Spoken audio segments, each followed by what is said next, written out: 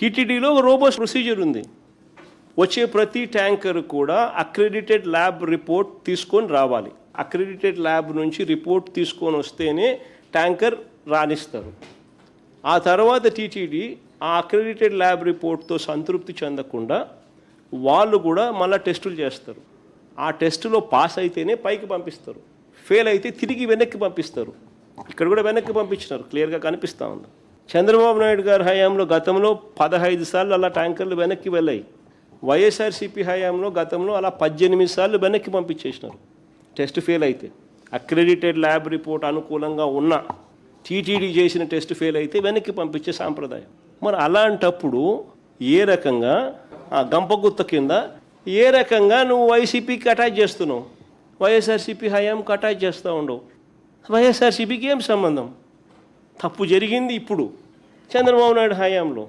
Reject చేసిన ట్యాంకర్లు మళ్ళీ వెనక్కి తీసుకుని నువ్వు వాడావు. సిబిఐ ఛార్జ్ షీట్లో చెప్పింది, నేను చెప్పలా. వాళ్ళ charge sheet number CBI SIT final charge sheet page number 44, page number 91, page number 64, 3 charge షీట్లో ఉంటాయి చూడండి.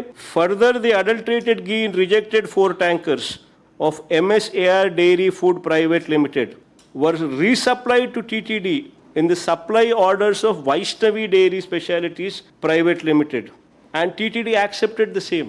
Instead of directing the rejected 4 tankers of MSAR Dairy Food Private Limited, they directed the 4 drivers of Vaishnavi Dairy Specialities Private Limited A6 to conceal 4 rejected tankers.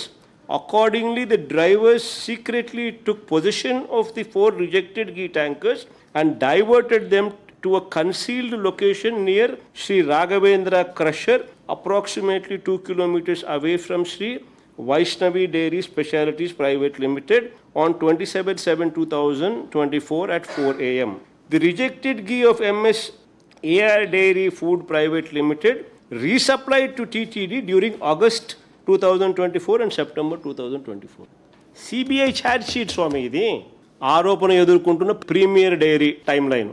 CBI SIT charge షీట్లో ఆరోపణలు ఎదుర్కొంటున్న premier agri foods 2013 నుంచి 2014-19 మధ్య చంద్రబాబు హయాంలో వరుసగా tender దక్కించుకుంటూ నెయ్యి supply చేసింది.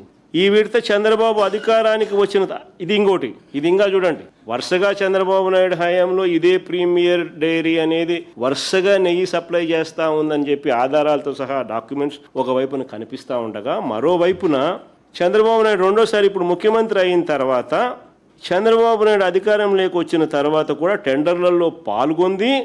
ఇక బోలే బాబా, ఇందాపూర్ హెరిటేజ్లకు చంద్రబాబు హయాంలో కనెక్షన్స్ ఇదివరకు ఎలాగూ చూపించారు, అందరికీ చూపించినాయి. వీళ్ళు కూడా ఇప్పుడు టెండర్లలో పార్టిసిపేట్ చేసినారు. చంద్రబాబు నాయుడు హయాంలో వీళ్ళంతా కూడా ఆ రేట్లకు కోట్ చేసినారు. చంద్రబాబు నాయుడు ఇప్పుడు వచ్చిన తర్వాత రేట్లు మారిపోయినాయి. అప్పుడంతా చంద్రబాబు నాయుడు హయాంలో 273, 320కి సప్లై చేసిన వాళ్ళు ఇప్పుడు ఏకంగా దగ్గర 600 కోట్ చేసినారు. బోలే బాబాకున్న కనెక్షను, ఇందాపూర్కున్న కలెక్షను, ఇందాపూర్ ఇంతకుముందు ఏ రేట్లు కోట్ చేసినారు, ఇంతకుముందు చంద్రబాబు నాయుడు హయాంలో ఎప్పుడు సప్లై చేసినారు, ఇప్పుడు 658కి మళ్ళీ టెండర్లు ఎట్లా దక్కించుకుంటున్నారు.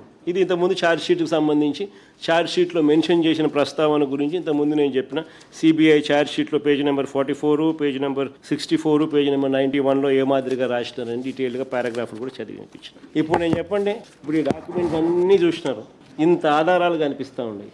అసలు చంద్రబాబు నాయుడు గారు అనే వ్యక్తిని, హెరిటేజ్ అనే సంస్థ, ఈ రెండూ కూడా తప్పు చేసినట్టు ఇంత ప్రస్ఫుటంగా కనిపిస్తూ ఉన్నప్పుడు ఏ రకంగా చంద్రబాబు నాయుడు గారు అనే వ్యక్తి 4 ఏళ్ళు తమ వైపు చూపిస్తూ ఉంటే ఒకవైపు ఇలా ఏలెత్తి ఇంకొకరి మీద ఎలా చెప్పగలుగుతారు? దేవునితో చంద్రబాబు నాయుడు గారు అబద్ధాలతో, మోసాలతో దేవునితో చెలగాట మాట్లాడు. అందుకని దేవుడు బుద్ధి వచ్చేట్టుగా మొట్టకాయలు వేస్తూ ఉన్నాడు.